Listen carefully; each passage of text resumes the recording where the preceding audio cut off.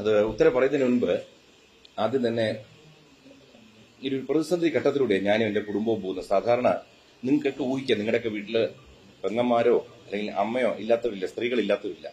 സ്വാഭാവികമായിട്ടും 4 പെൺമക്കളെ വളർത്തിക്കൊണ്ടിരുന്നത് അത്ര എളുപ്പമല്ല. പക്ഷെ എനിക്കത് ബുദ്ധിമുട്ടായിട്ടാണ് തോന്നി. ഞാൻ എൻ്റെ മക്കളെ വളരെ സന്തോഷത്തോടെ വളർത്തിയൊരാളാണ്. അതിലൊരു മകൾ ഗർഭിണിയായിട്ടിരിക്കുന്നു. ആ കുട്ടിയുടെ സ്ഥാപനത്തിലാണ് ഇത് നടക്കുന്നത്. ഇത്രയും വിഷയങ്ങൾ നടക്കുമ്പോൾ ഞങ്ങൾ ആദ്യം ഒരു കേസ് കൊടുക്കുകയാണ് എൻ്റെ മകളുടെ സ്ഥാപനത്തിലെ സാമ്പത്തിക തട്ടിപ്പുമായിട്ട് ബന്ധപ്പെട്ട്. ആ കേസ് കൊടുത്തതിന് ശേഷം അവർ കൊടുത്ത കൗണ്ടർ കേസിന്റെ പേരിലാണ് ഞങ്ങൾക്കെതിരെ അന്വേഷണം നടത്തി ഈ പറഞ്ഞിരിക്കുന്ന വകുപ്പുകളൊക്കെ ഇട്ട് കേസ് ചാർജ് ചെയ്തിരിക്കുന്നത്. ഈ ഒരു പ്രതിസന്ധി ഘട്ടത്തിൽ ആദ്യത്തെ 2 മണിക്കൂർ കേൾക്കുന്നവർക്കൊക്കെ തോന്നി ഞങ്ങൾ ആരെയോ തട്ടിക്കൊണ്ടുപോയി എന്നൊക്കെയാണ്. പക്ഷെ അതിനുശേഷം മാധ്യമങ്ങൾ അത് കൃത്യമായി റിപ്പോർട്ട് ചെയ്തതുകൊണ്ട് ഞങ്ങൾ നിരപരാധികളാണ്, ഞങ്ങളുടെ ഭാഗത്ത് ന്യായമാണെന്നും പൊതുജനങ്ങൾക്ക്, കേരളത്തിലെ സർവ്വ മലയാളികൾക്ക് ഈ ഒരു അറിവ് കൊടുത്ത പത്ര, മാധ്യമ, മീഡിയ, സോഷ്യൽ മീഡിയ മേഖലകളിലെ എല്ലാ സഹോദരി സഹോദരങ്ങൾക്കും ആദ്യം തന്നെ എൻ്റെ കുടുംബത്തിൻ്റെയും അഗാധമായ നന്ദി രേഖപ്പെടുത്തുക, അകമഴിഞ്ഞ നന്ദി രേഖപ്പെടുത്തുകയാണ്. നന്ദി. 2, കേസ്. ഇപ്പോൾ ഈ കേസിനെ പറ്റി എനിക്കൊന്നും പറയാൻ കഴിയാത്തതെന്ന് വെച്ച് കഴിഞ്ഞാൽ, ഞാനൊരു കേസ് കൊടുത്തിരിക്കുന്നു. എൻ്റെ മകളുടെ സ്ഥാപനത്തിൽ ഇത്ര രൂപ തട്ടിച്ചു കൊണ്ടുവരിക്കുന്നു, എൻ്റെ തെളിവ് സഹിതം കൊടുത്തിരിക്കുന്നു. ഇതിനകത്ത് ഇന്നത്തെ കാലത്ത് വളരെ എളുപ്പമെന്ന് വെച്ച് കഴിഞ്ഞാൽ, പോലീസിനെ ഞാൻ ഒന്നും പഠിപ്പിക്കേണ്ട കാര്യമില്ല. പോലീസുകാർക്ക് എല്ലാം അറിയാം. കാരണം നമ്മുടെ കേരള പോലീസ് വളരെ മിടുക്കരായ പോലീസുകാരാണ്. അവർ ഈ കുട്ടിയുടെ സ്റ്റേറ്റ്മെന്റ് മാത്രം ഒന്ന് ചെക്ക് ചെയ്താൽ, ഈ 3 കുട്ടികളുടെ സ്റ്റേറ്റ്മെന്റ് അന്വേഷിച്ചാൽ അങ്ങോട്ട് പൈസ പോയിട്ടുണ്ടോ, അവർ എടുത്തിട്ടുണ്ടോ, ഇത് തെളിയിക്കാവുന്നേ ഉള്ളൂ. അതുകൊണ്ട് ആ കാര്യത്തിൽ ഞങ്ങൾക്ക് സംശയമില്ല. അത് പോലീസ് അന്വേഷിക്കും, കണ്ടെത്തുന്നുള്ളതിൽ പൂർണ്ണ വിശ്വാസമുണ്ട്. പിന്നെ ഞങ്ങൾക്കെതിരെ വെച്ചിരിക്കുന്ന കേസുകളുടെ വകുപ്പുകളെ പറ്റി പറഞ്ഞു. അത് നിങ്ങൾക്ക് ഈ വിവരം ആദ്യം തന്നത് പോലീസ് സ്റ്റേഷനിൽ നിന്നാണ്. നിങ്ങൾ തന്നെ അവരോട് ചോദിക്കുക, ഈ പറഞ്ഞ ആരോപണങ്ങൾ വെച്ച് ഇങ്ങനെ FIR ഇട്ടിരിക്കുന്നു, അവർക്ക് തെളിവുണ്ടാവണം. അങ്ങനെ തെളിവുണ്ടെങ്കിൽ അവർ ആ തെളിവ് ഇവിടെ കാണിക്കണം. കാരണം ഇന്നലെയും മുമ്പത്തെ ദിവസമായിട്ട് ഇരുഭാഗത്തുനിന്നും ഞങ്ങളുടേതായ തെളിവുകൾ മുഴുവൻ കാണിക്കുന്നു. അവരും എന്തൊക്കെയോ പറയുന്നുണ്ട്, പക്ഷെ അവർ പറയുന്നേ ഉള്ളൂ, തെളിവില്ല. ഈ FIR ഇങ്ങനെ ഇടണമെങ്കിൽ പോലീസുകാർക്ക് എന്തെങ്കിലും കാണുമല്ലോ. അത് ദയവ് ചെയ്ത് പോലീസുമായിട്ട് ക്ലിയർ ചെയ്ത് എനിക്കും അതൊന്ന് അറിയാൻ കഴിഞ്ഞാൽ നന്നായിരുന്നു.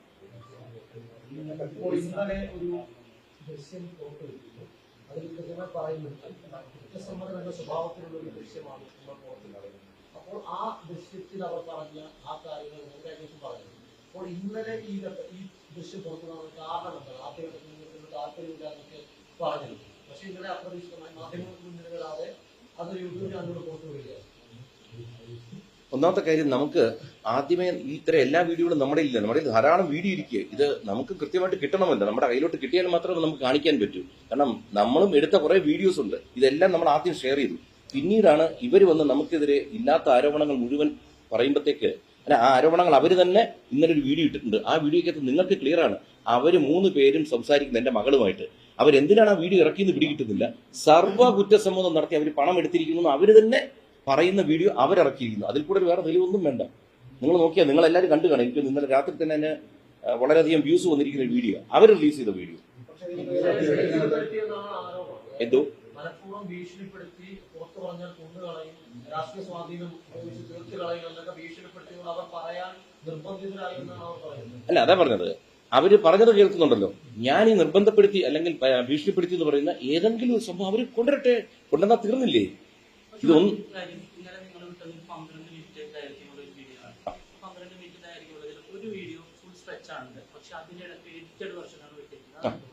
അതറിയില്ല ഏത് വീഡിയോയിലാണ്. ഞാൻ ഇതൊന്നും കണ്ടിട്ടില്ല. കാരണം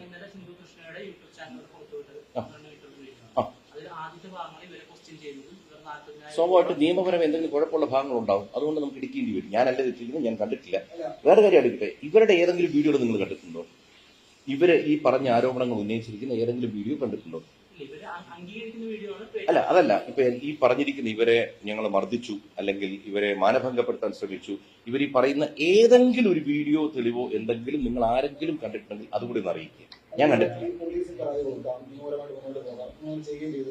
പക്ഷേ അതിനകത്ത് അവർ ചോദ്യം ചെയ്യുന്ന രീതി, അവർ പോലീസ് ചോദ്യം ചെയ്യുന്ന രീതിയിലായിട്ടാണ് അങ്ങനെയൊക്കെ ചെയ്യേണ്ട കാര്യമുണ്ട്. അവർ ഇന്റർവേഷന്റെ സ്വഭാവം വരുന്നുണ്ട്. അതിന്റെ ആവശ്യമുണ്ട്. അവർ നിങ്ങൾ ചെയ്യേണ്ടിയിരുന്നത് പോലീസ് സ്റ്റേഷനിൽ പോവുക, കൃത്യമായിട്ട് അങ്ങനെ നിയമപരമായിട്ട് പോകുന്നതിന് പകരം അവരെ വിളിച്ചുകൊണ്ട് ഇവിടെ കൊണ്ടുവരുന്നു, നിങ്ങളിങ്ങനെ ചെയ്തില്ലേ, ക്വസ്റ്റ്യനിങ് രീതിയിലേക്ക് പോകുന്നു. അതൊരു ശരിയായ രീതിയാണ്. ഇതിനകത്ത് ശരിയും തെറ്റും നിങ്ങൾക്ക് സൈഡിൽ നിന്ന് ഇങ്ങനെ ചോദിക്കാം. പക്ഷെ അതിന് ഉത്തരം ഞാൻ തരാം. ലക്ഷക്കണക്കിന് രൂപ ബാങ്കിൽ നിന്ന് ലോൺ എടുത്ത് ഒരു ചെറിയ പെൺകുട്ടി ഒരു ബിസിനസ് തുടങ്ങി കുറച്ചു പേർക്ക് ജോലിയും കൊടുത്ത് നമ്മൾ മുന്നോട്ട് പോകുമ്പോൾ ഈ പണം തട്ടിക്കൊണ്ട് പോകുമ്പോഴുള്ള വേദന ഈ ബിസിനസ് ചെയ്തവർക്ക് മാത്രമേ ബുദ്ധിമുട്ട് വരൂ. കാരണം നമ്മുടെ കയ്യിൽ നിന്നൊരു 10,000 രൂപ പോയാൽ എന്റെ തൊഴിലാളികളാണ് എടുത്തിരിക്കുന്നത്. തൊഴിലാളി ആദ്യം എനിക്ക് ചോദിക്കണമല്ലോ. ചോദിക്കാതെ നമുക്ക് പറ്റത്തില്ല. പിന്നെ ചോദിക്കുന്ന രീതികൾ, നമ്മൾ പലരും പല തരത്തിൽ ജനിച്ചു വളർന്നും പല സാഹചര്യത്തിൽ വളർന്നു വരിക. നമ്മൾ ഓരോരുത്തരും ഓരോ രീതിയിൽ ചോദിക്കും. പണം പോകുമ്പോൾ സ്വാഭാവികമായും നിങ്ങൾ ആരാണെന്ന് നിങ്ങളുടെ മനസ്സിനോട് ചോദിക്കുക. നിങ്ങളുടെ വീട്ടിൽ നിന്നോ നിങ്ങളുടെ സ്ഥാപനത്തിൽ നിന്നോ പണം കൊണ്ടുപോയി കഴിഞ്ഞാൽ സ്വാഭാവികമായിട്ട് ആദ്യം ചോദിക്കും. അല്ല നേരെ നമ്മൾ പോലീസ് സ്റ്റേഷനിൽ പോകില്ല. കാരണം ഇവരാണോ എടുത്തിരിക്കുന്നത്, എത്രയാണ് എടുത്തിരിക്കുന്നത്, നമുക്കൊരു ഏകദേശം ധാരണ വേണ്ടേ? നമുക്ക് ധാരണ കിട്ടാൻ നമ്മളെങ്ങനെ പോലീസ് സ്റ്റേഷനിൽ പോവുക? വെറുതെ ഒരാൾക്ക് പരാതിയുമായിട്ട് പോകാൻ പറ്റൂ? എന്നിട്ട് പോലും ഞങ്ങൾ പോയില്ല. കാരണം ആദ്യം ഇവർ ചെറുതായിട്ട് ഇവർ സമ്മതിക്കുന്നുണ്ട്, ഞങ്ങൾ ഇത്ര എടുത്തു അത്ര എടുത്തു. കുറെ കഴിഞ്ഞ് ഇവരുടെ ഫോൺ വാങ്ങിച്ച് നോക്കുമ്പോഴാണ് ഡിജിറ്റൽ ട്രാൻസാക്ഷൻ നടന്നിരിക്കുന്നത്. അതായത് എല്ലാം QR കോഡ് ഉപയോഗിച്ച് ഇവരുടെ ഇതിലോട്ട് പോയിരിക്കുന്നു. ആദ്യം ഒരു കുട്ടി വാങ്ങിച്ചു, ആ കുട്ടി 2 പേർക്ക് ഷെയർ ചെയ്തിരിക്കുന്നു. വീണ്ടും അടുത്ത കുട്ടിയുടെ ഫോണിലാണ് വാങ്ങിച്ചിരിക്കുന്നത്, ആ കുട്ടിയുടെ നിന്ന് ഈ കുട്ടികൾക്ക് ഷെയർ ചെയ്തിരിക്കുന്നു. ഇത് മുഴുവൻ ഇവരുടെ ഫോണിലെ ജിപേയുടെ ട്രാൻസാക്ഷൻ ഹിസ്റ്ററിക്കകത്ത് കിടക്കുക. അപ്പൊ നമ്മൾ ഇവർക്ക് ചോദിക്കാതെ നമുക്ക് മുന്നോട്ട് പോകാൻ പറ്റില്ല. കാരണം നമുക്കൊരു പരാതിക്ക് പോകണം. ഒരു കാര്യം വ്യക്തമായിട്ടാണ് ഇപ്പോൾ ഒരാളുടെ ഫോൺ എന്ന് പറഞ്ഞാൽ സ്വകാര്യതയാണ്, അവരുടെ അതായത് വ്യക്തിപരമായ കാര്യങ്ങളാണ്. ഇപ്പോൾ ഇവർ പറയുന്ന ആളുകളാണ്, അതായത് അവരുടേതല്ലാത്തൊരു കേസിൽ നിങ്ങളുടെ സ്ഥലത്ത് നിങ്ങൾ കുറച്ചുപേർ ചേർന്ന് അവരുടെ ഫോൺ വാങ്ങി അത് പരിശോധിക്കുന്നു, അവരെ തടഞ്ഞു വെച്ച് മണിക്കൂറുകളോളം ചോദ്യം ചെയ്യുന്നു. അപ്പോൾ അവർ പറയുന്നതിൽ നിയമപരമായ സാധ്യതയൊക്കെയില്ലേ? അല്ല, ഒറ്റക്കാര്യം അതായി തടഞ്ഞു വെച്ചു എന്നുള്ളതിന് എന്ത് തെളിവാണുള്ളത്?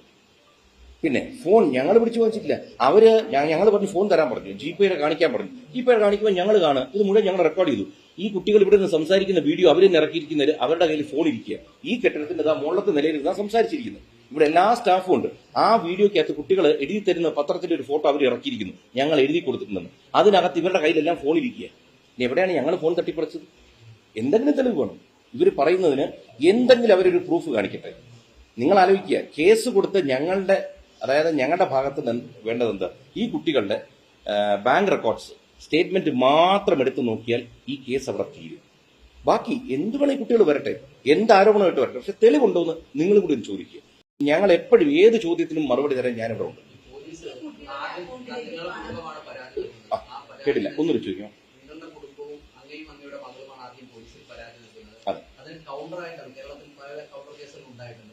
കൗണ്ടർ കേസ് കൊടുത്ത ആ പെൺകുട്ടികളുടെ പരാതിയിൽ ഗുരുതരമായ കുറ്റങ്ങൾ ചുമത്തിയാണ് അങ്ങേക്കെതിരെ കേസെടുത്തിരിക്കുന്നത്. ജാമ്യമില്ലാ വകുപ്പ് ചുമത്തിയാണ് കേസെടുത്തിരിക്കുന്നത്. അത് പോലീസ് തിടുക്കപ്പെട്ട് അങ്ങ് കൊടുത്ത പരാതി മുഖവിലേക്ക് എടുക്കാതെ കൗണ്ടർ കേസിന് കൂടുതൽ പ്രാധാന്യം കൊടുത്തു വെച്ച് തോന്നുന്നുണ്ടോ? പോലീസ് അങ്ങനെ തിടുക്കപ്പെട്ടാണ് അത്തരത്തിൽ കാര്യങ്ങൾ ചെയ്തതെന്ന് തോന്നുന്നുണ്ടോ? തീർച്ചയായിട്ടും നിങ്ങൾക്ക് തോന്നുന്ന അതേ കൺസേൺ നമുക്കും തോന്നുകയാണ്. കാരണം വെച്ച് കഴിഞ്ഞാൽ ഞാൻ എല്ലാ ഇന്റർവ്യൂവിലും ഞാൻ പറയാറുള്ള സംഭവം, എൻ്റെ അച്ഛനൊക്കെ യൂണിഫോം ഇട്ടിരുന്നവരാണ്. ഞാൻ എന്നും യൂണിഫോം ഇടുന്നവരെ നമ്മൾ റെസ്പെക്ട് ചെയ്യാൻ മക്കളോട് പറഞ്ഞു കൊടുക്കും.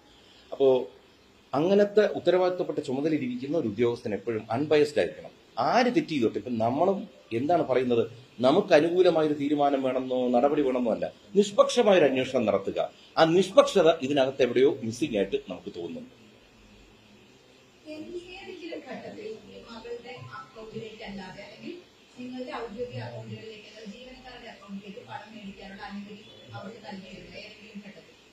ഒരിക്കലും നമ്മൾ അങ്ങനെ കൊടുക്കില്ലല്ലോ, കൊടുക്കേണ്ട ആവശ്യമില്ല.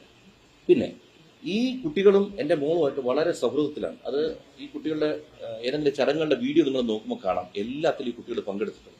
എല്ലാത്തിലും വളരെ അടുപ്പത്തിൽ കെട്ടിപ്പിടിച്ച് നിൽക്കുന്നതും ഭക്ഷണം കഴിക്കുന്നതും കുറേ വീഡിയോകളാണ്. അപ്പോൾ ചോദ്യം എന്തായിരുന്നു ജസ്ന? അനുവാദം കൊടുത്തിട്ടുണ്ട്. നമ്മൾ ഒരിക്കലും QR കോഡ് കമ്പനിയിൽ ഇരിക്കുമ്പോൾ എന്തിനും ഇവരുടെ QR കോഡിൽ വാങ്ങിക്കാൻ അനുവാദം കൊടുക്കണ്ടേ?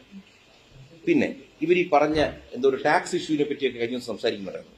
ഒറ്റ കാര്യം ഞാൻ പറയാം, നമ്മൾ കൃത്യമായി ടാക്സ് അടയ്ക്കുന്നവർ, അതിപ്പോ നമ്മൾ ഈ കേസ് വരുമ്പോൾ ബോധിപ്പിക്കണമല്ലോ, നമ്മുടെ എല്ലാ റെക്കോർഡ്സ് ഇരിക്കുക. ടാക്സ് അടയ്ക്കാൻ വേണ്ടി അല്ല എന്തോന്നോ തട്ടിപ്പടത്താൻ വേണ്ടി ഡെയിലി ഞങ്ങളുടെ QR കോഡ് വഴി പണം വാങ്ങിയിട്ട് അന്നന്ന് വൈകുന്നേരം ദിയയ്ക്ക് കൊണ്ട് ക്യാഷ് ആയിട്ട് കൊടുക്കുന്നു. അങ്ങനെ പൈസ ഇവർ വാങ്ങിച്ചിട്ടുണ്ടെങ്കിൽ ഇവരുടെ QR കോഡിലുണ്ട്, ഇവർ സമ്മതിച്ചിരിക്കുന്നു പണം വാങ്ങിയതായിട്ട്. എന്നാൽ പണം കൊടുക്കണമെങ്കിൽ എവിടെന്നെങ്കിലും ഇവർ വിഡ്രോ ചെയ്യണമല്ലോ. വിഡ്രോ ചെയ്താൽ ഇവരുടെ സ്റ്റേറ്റ്മെന്റിൽ വരുമല്ലോ. അപ്പൊ ഇവർ കൊടുക്കണേ ഡെയിലി അല്ലെങ്കിൽ ആഴ്ചയിൽ അല്ലെങ്കിൽ മാസത്തിൽ വിഡ്രോ ചെയ്തേ പറ്റും. വിഡ്രോ ചെയ്ത് കൊടുക്കണം. ഇതിന്റെ മാത്രം ഇതെല്ലാം നോക്കിയാൽ സ്റ്റേറ്റ്മെന്റ് കാണാം. സ്റ്റേറ്റ്മെന്റിൽ ഇങ്ങനെ സംഭവം ഉണ്ടോന്ന് പോലീസുകാർ അന്വേഷിച്ചാൽ തീരാവുന്ന പ്രശ്നമുള്ളൂ.